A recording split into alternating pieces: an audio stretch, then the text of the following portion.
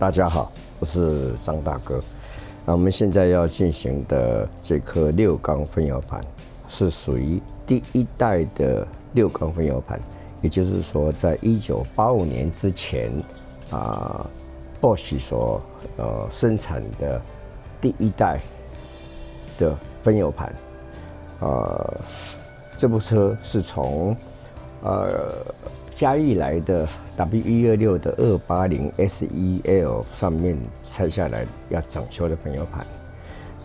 这个分油盘的编号是90372。我们来看看这个分油盘在整修之前它到底发生什么样的问题。大哥打开电源我们来供电，我们来看看它这个出了什么状况。我们看到它第2缸这一缸第2缸一直在冒油，那其他的5缸都是标准的，就是没有漏油照正常，我们在引擎没有发动之前，它不应该漏油的，除非我们引擎发动之后呢，我们有加油，它才会漏油。那目前呢，我们看到它第2缸是一直在冒油状态。大哥打开关掉电源我们再来看看，再试一次。好，大哥打开电源我们看到在第2缸它一直在冒油，那这个现象是因为它的膜片破损所以大哥必须要拆下来整修，我们才能够做进一步整修之后的测试。我们现在要进行的是从嘉义来的 W126 280 SEL 车上所附的这个插压阀这个加热阀的测试。那加热阀主要的功能它是作为冷车油气加浓的这个功能它是应用在1985年之前的Bosch 第一代的机械喷射的喷射系统上面所用的这个零件的这个的东西就是这个分油盘刚刚大哥有检测它这边漏油，所以大哥先把它堵塞下来。那我们来看看这个加热阀呢，最主要的功能就是作为冷车油气加浓。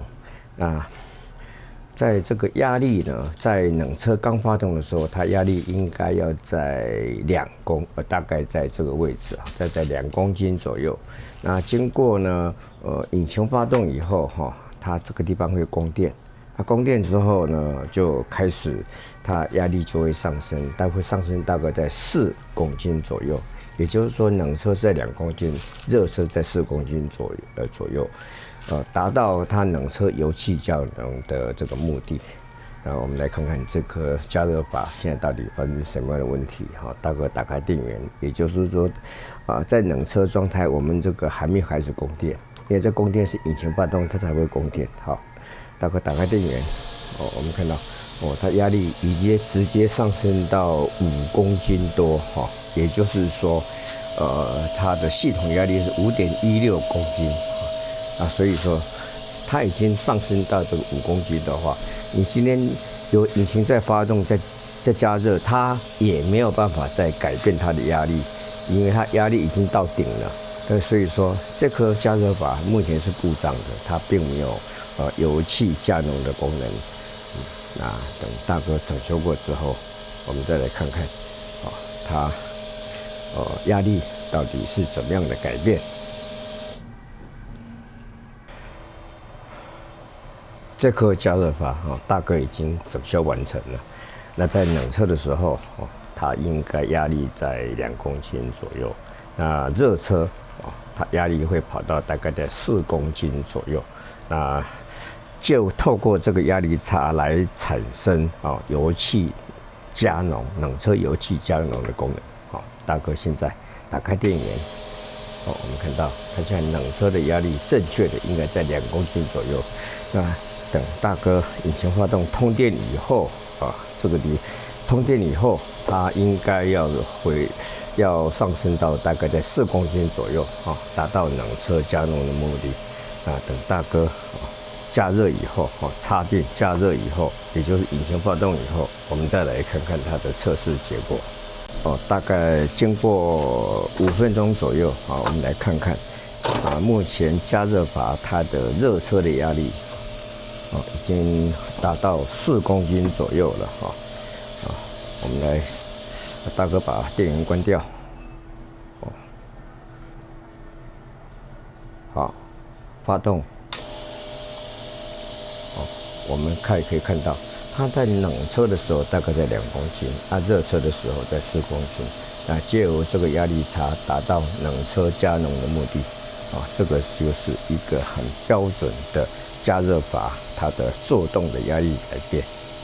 我们现在来做一个1分钟的前油门的流量测试。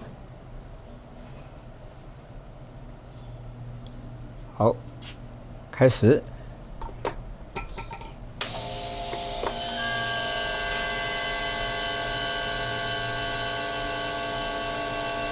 标准的1分钟的全油门的出油量，在大科技台上面应该是在170 mol 左右。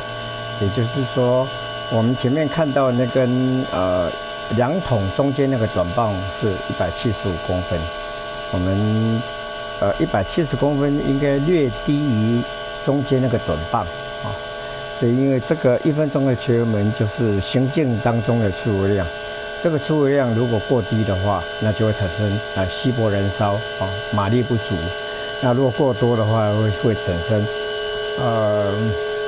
供油过多，燃烧不完全，冒黑烟验车也验不过。所以这个系统的出油量是非常重要的因为它在之前的测试我们没有办法时间到，好，关闭电源，关闭定时器。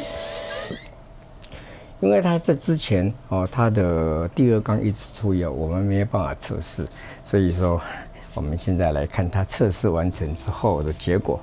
画面上从右到左分别是1、2、3、4、5、6缸，第1缸、第2缸都是170，第3缸172，第4缸172，第5缸170。这数据非常漂亮完全达到大哥的要求。厂方要求误差是15%，我们看起来它的误差应该在3%以内成绩是相当优秀的。接着我们要进行的是这颗从嘉义来的 W126的280 SEL 6缸分油盘的完修后第2阶段测试，10分钟的模拟怠速小油门的流量测试。这个分油盘的编号是90372。OK， 大哥打开电源。打开定时器，时间设定10分钟。好，开始。因为这个阶段的测试呢，会绝对影响到我们怠速的稳定性，所以我们希望它的怠速是越稳定越好。那由于时间的关系，等时间接近的时候，我们再来看它的测试结果。目前我们进行的是这个6缸分油盘编号90372的完修后第2阶段测试，10分钟的模拟怠速小油门的流量测试。OK， 好，关闭电源，关闭定时器。画面上由右到左分别是1、2、3、4、5、6缸。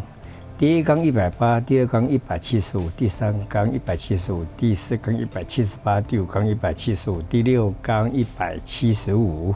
厂方要求的误差是15%，我们看下来它的误差在5%左右这个也完全符合厂方的要求今天大哥的报告到此结束，拜拜。